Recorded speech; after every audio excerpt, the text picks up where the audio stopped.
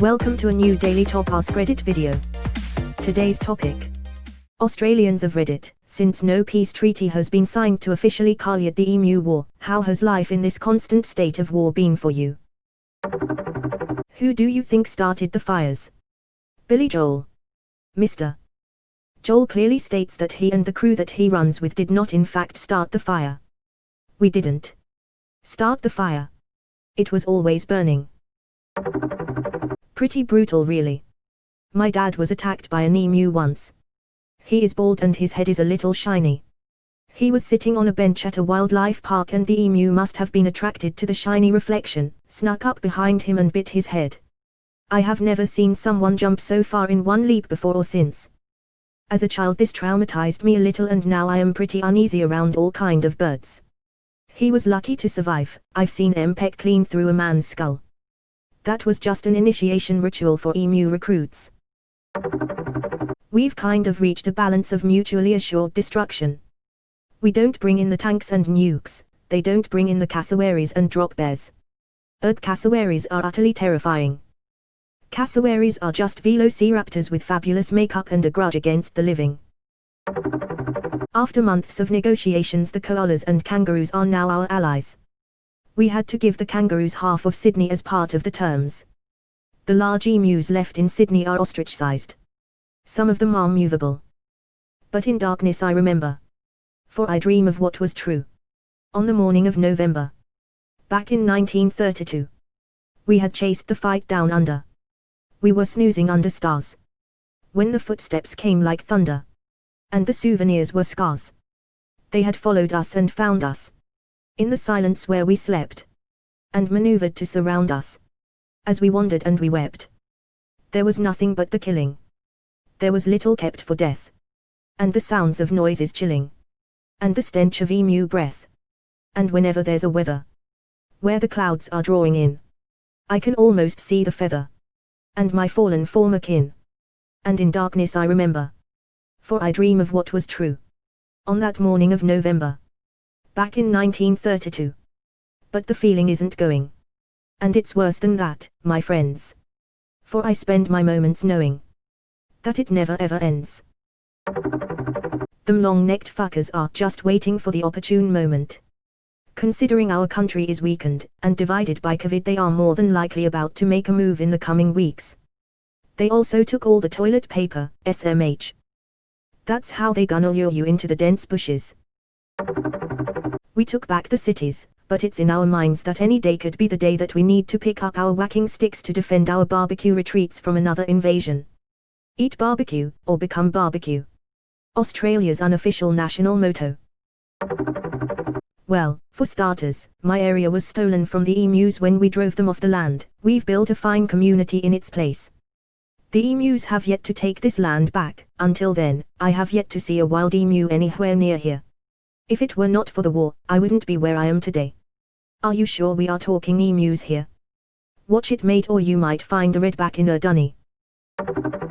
As a resident of Western Australia, where the majority of the battles have taken place, I am constantly reminded of this ongoing conflict. Every day I see emus, every day emus see me. We see each other as enemies, yet we are the same. Two species grown to fight amongst each other, based on the mistakes of our forefathers. Our emotions, our feelings, our hatred, all defined by our history and surroundings. It has defined our past, it defines our present. However, when I see these flightless aviaries, I see not a faulted species, but a mirror of ourselves. We have only known this conflict, but we shall not be defined by it. Neither of our species can fly. But with peace as a possibility, perhaps we can both soar. Beautiful. I was in Aussie at Christmas. Holy fuck, everything was on fire and now I hear people in Melbourne can't even leave their houses. Just for your future reference, saying in Aussie sounds very wrong to us Aussies. An Aussie is a person, but you were in Australia, pronounced Austria. Yep. Or, you can say I was in AUS for short, but never ounce. Ounce is shit. Oh, don't worry, we can leave. We get 1 whole hour for exercise, but not after 8 p.m. because there's a curfew. Also, one person, once per day, per household can go shopping. We're fine. Totally fine. And don't forget the 5 kilometers radius, you can't go too far away. There were 3 blockades set up around my suburb this morning to ensure people weren't going too far. Or maybe they were to stop people going to the protests. Either way, totally fine. East Asia has always been at war with Emu. Always has been. Death to the Emu. War is Emu. Freedom is Emu. Ignorance is Emu. Currently in the green zone, otherwise known as Tasmania. Everything is back to normal life now. Things got scary for a little while, but our Premier looked after us. Got our borders shut down early and it's paid off. Everyone knows that emus can't fly over the Bass Strait, so we knew that would be advantageous in our victory against the feathered folks. But the rest of Australia, known to us Tasmanians as the mainland, has never fully recovered. Recent reports are showing they have some form of plague there at the moment. Horrid stuff. Onwards and upwards. The fight against the feather never ends. I'm in Victoria. Apparently emus are everywhere here. We can't even leave the house for more than an hour a day. That's truly terrifying. I'd send thoughts and prayers, but I'm not sure if lines get through via carrier pigeon. Our postal service has been under the thumb lately. People don't really think about it. We are all preoccupied, watching in horror as our rebel kangaroos conquer Uruguay. We are moving into spring. It is a terrifying time for us all as their allies the magpies launch sorties. Pray for us. I will. It is the 41st millennium. For 10,000 years, the Ewaipara has sat immobile on the A's throne. He is the master of Australia by the will of the gods and master of millions of blokes by the incostable might of his armies. But for all their multitudes, they are barely enough to hold off the ever-present threat to humanity from invasive species, genetic mutations, and far, far worse. These are the tales of those times. Forget the promise of scientific progress and conservation. There is no peace amongst the outback, only an eternity of carnage and slaughter and the laughter of thirsting gods. In the grim darkness of the far future, there is only the Emu War. Against the tide of the emu gods of chaos stand the Digger Marines, finest of the Ewaipara's warriors. You laugh, but having run into these fuckers in the wild, I tell you, they would kill you and everyone you love. After they're done torturing you in the chamber, of course. Firstly, thanks for bringing this issue up. It often feels like nobody cares. This is just what the emu loyalists want. Secondly, the war efforts themselves are an ongoing struggle for me and my unfeathered brethren. We try to stick our necks out on war-related issues, but the emus have always had us covered here as evolution has been kind to them when it comes to neck-related advancements and rhetoric. Lastly, our underground movements are gaining traction thanks to the tireless work of the Wombat Alliance, and the Eye in the Sky koala efforts are proving vital to our current and future progress on the front lines. Hope for a COVID vaccine that doesn't work on emus is still in the works, but hope is on the horizon. SNOBUU sub OUSNS. This comment should be at the top or at the bottom, I am not sure. Bop, or Tartum. Yes. S.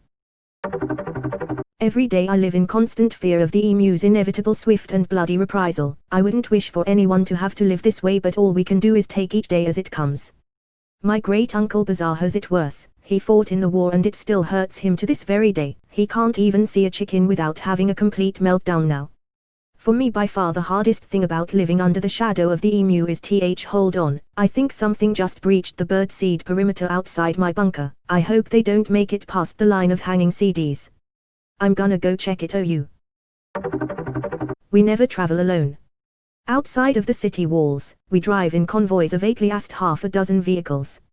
Some of them armored with machine gun turrets. If we are lucky, we get air cover. Australia has bigger problems surely. They've been at war with the sun for almost ever. But the sun is constant. The birds, you never know what or when will cause the next attack. Emu here. Australians are wild, dude, those things are scary. It's true. Go back to the emu plains and don't touch Perth.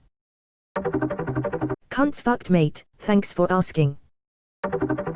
I'm in Tasmania. So unless they develop the ability to navigate the strait, then I should be pretty okay. Unless they hire dolphin mercenaries to ferry them across, of course. We have sharpshooters constantly manning the northern beaches on lookout for them though, so that'd be a daring move on their behalf. Those penguin snipers in Lowhead can hit targets miles away, glad they are allies. This is a dumb overused joke that only Americans can find any entertainment out of. Yes. It's crept into real life now. Even in the UK it's like, if you're trying to make friends with me, ask me something real about my country. Right. I had never even heard of it until some dipshit decided to try and get a laugh out of a bunch of other dipshits on /r/all. Now it festers whenever Australia is even mentioned alongside other classic zingers like, hey it's upside down, so upside down letters comedy. This joke is so tired and played out, I swear man. I thought we were past the point of someone receiving tons of medals for putting emu and Australian in the same sentence.